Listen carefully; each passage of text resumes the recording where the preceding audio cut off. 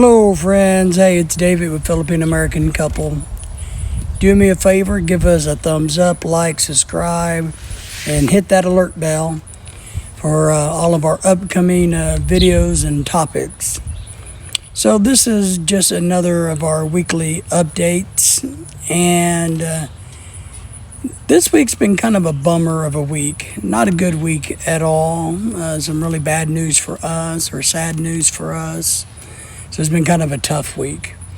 So I'm not feeling super energetic at the moment, but before we get into the bad stuff, let's see if we can go over some of the good stuff. So if you guys remember, a while back I did a video about our Western Union account getting hacked. We did find out that Regions Bank, our local bank here, did refund our money. So that's a good thing. So our bank did give us our money back. Western Union didn't do anything about it, but our bank fraud department did. So, or the fraud insurance I had on my account took care of that. So that's a good thing.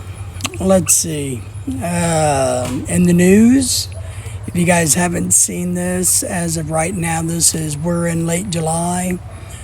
The Bureau of Immigration in the Philippines has stated that it is going to allow non-Philippine citizens who have long-term visas to start returning to the Philippines in August, which is good news for everybody else. For us, it really didn't matter because I'm going back on with Lorelei when she becomes a dual citizen with a Bali Bayak visa, meaning a spousal visa. So the Philippines never said spouses and wives couldn't come over. They just turned off everything else.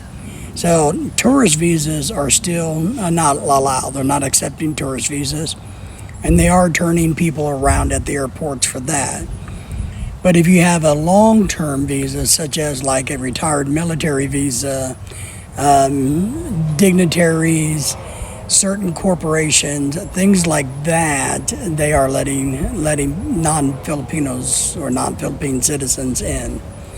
So that's just an interesting update. On our part here, Chicago is still not allowing us to come to Chicago for the swearing-in ceremony, so we don't have any news about that or anything. We're still just kind of hurry up and waiting on that. Let's see, what else? I'm trying to think of some good stuff. Well, you know, our dog Daisy, she had to have her nose operated on. So the vet literally had to cut her nostril wide open. Maybe I'll show you a picture of that.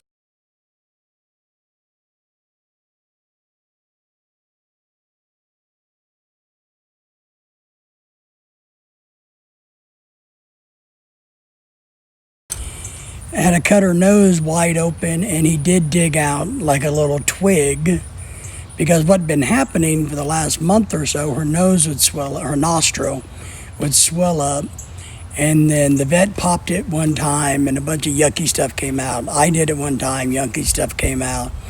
It did it again, the vet did it again. And then finally he decided better to put her under, go in and clean out that, and he found a little chunk of twig. So I don't know how she got in there, but it got in there.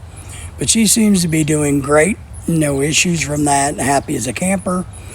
On a funny or a side note on that, because I'm always trying to find funny things, you know, and I'm also trying not to dwell on the sad so much. And this was a little kind of mixed bag. It's funny because, you know, nothing bad resulted from it, but it could have been horrible.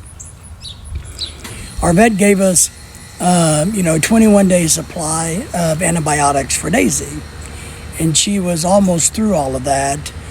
And every night and every morning we have to give her these little pills, and sometimes she'll take them and sometimes she'll just fight me like crazy. But our dog Lily, the red one, is so jealous because she's not getting a treat, and I know this.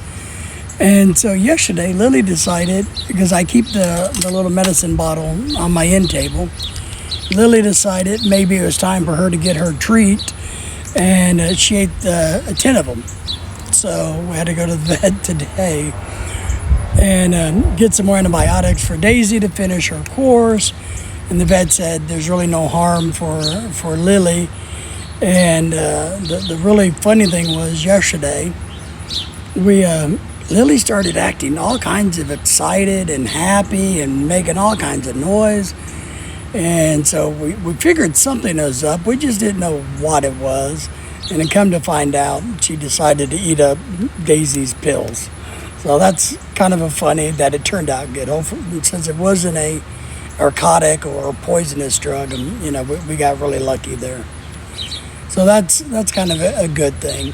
Other than that, we're still selling some things. I got a friend coming over next few days who's going to go over some things that he may want for his house. And of course, we'll cut him a good deal on whatever our friends want. We don't mind. It's been a really tough week for us. So our really sad news is, and it just broke my heart, but I had to put my cat down this week.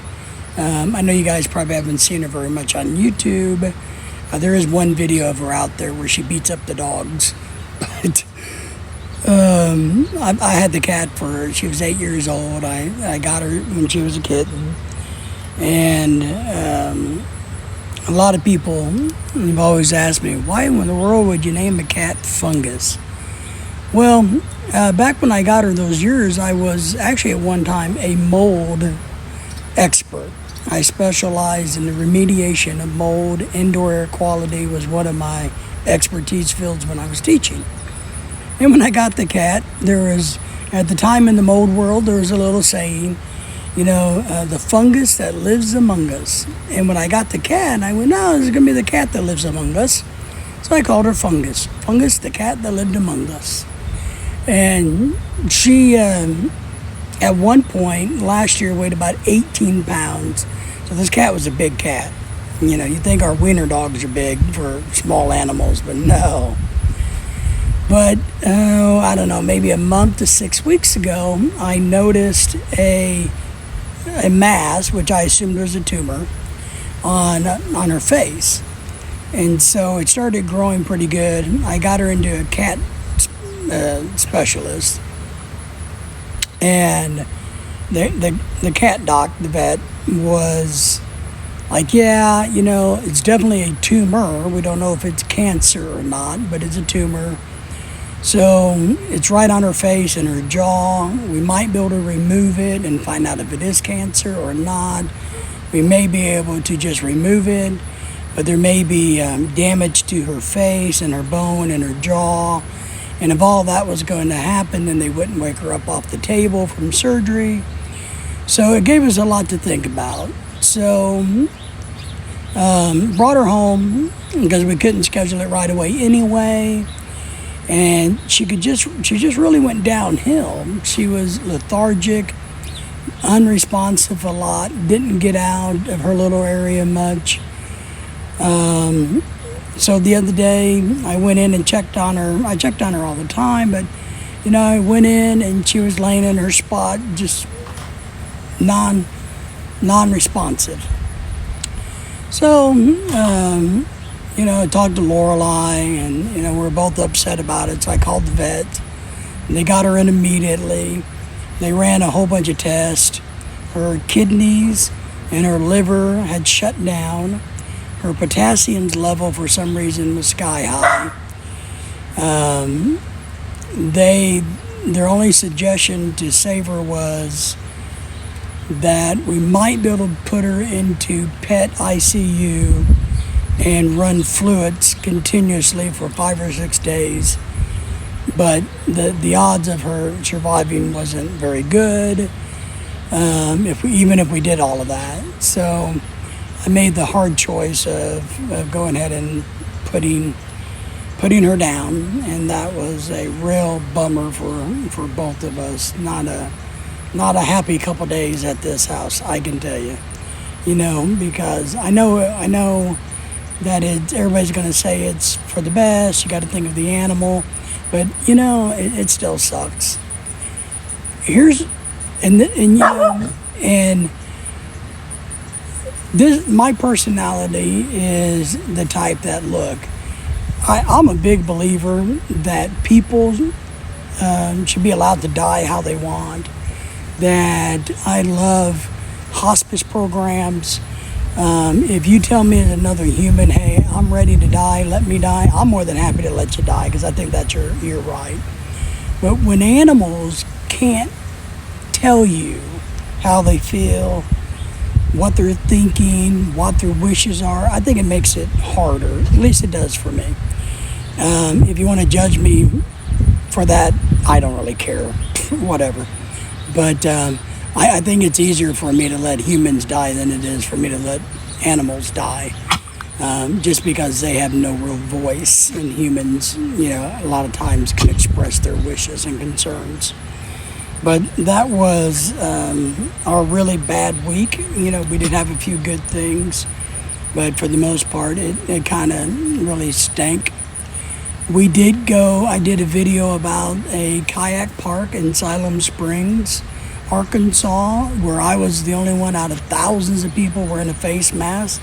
So maybe you guys can go and watch that and tell me what you think of all the people. I did get a message from a friend today who saw the video and said, oh, did you know, by the way, last night on the 5 o'clock news, they announced that they shut that park down because over the weekend while we were there, nobody bothered to wear a mask.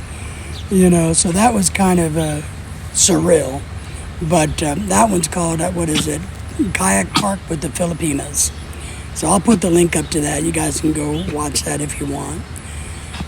All right, well, that's enough of my rambling.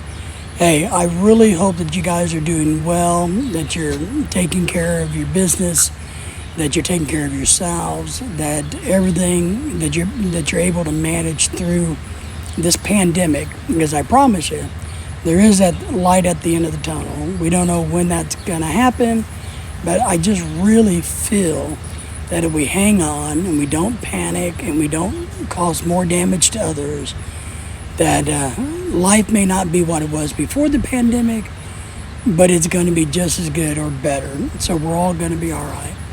All right. Take care, guys.